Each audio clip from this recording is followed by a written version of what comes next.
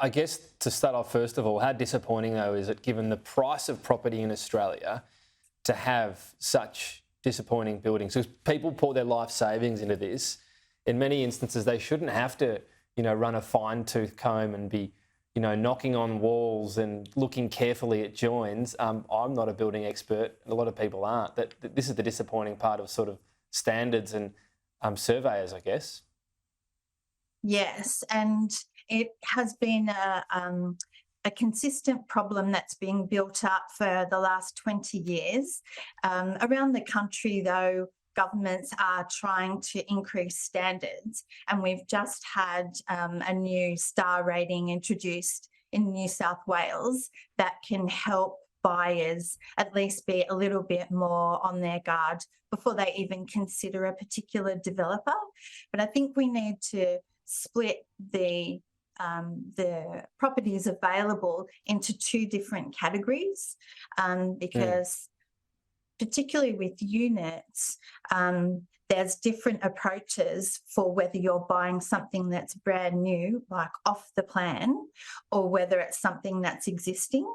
So if it's a brand new apartment where it isn't already built, then it's more important to check the track record of the developer, and also just check whether they have, whether they're members of good associations. So reputable developers will be members of, the Master Builders Association or the HIA.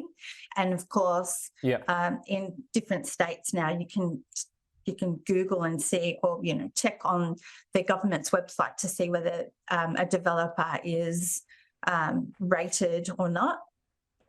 But when it comes down to buying property that is existing, there's quite a few traps that you can avoid just by doing some research before you even go to a property. Right. So you mentioned the off the plan, and a lot of people will be pretty scared, frankly, about that. When it's already built, you're saying, first of all, pre-property research, and then once you get there, it strikes me that the issues you can see are probably the least of your worries. Maybe they hint at a dodgier build, but they're easier ones to fix. It's anything that's behind the walls, you can't exactly walk through and rip out. Anything structural is the big concern, but it's often hard to pick up, right? It is hard to pick up, and that's why we always use a range of different documents and inspections to pick up on the things that you can't see.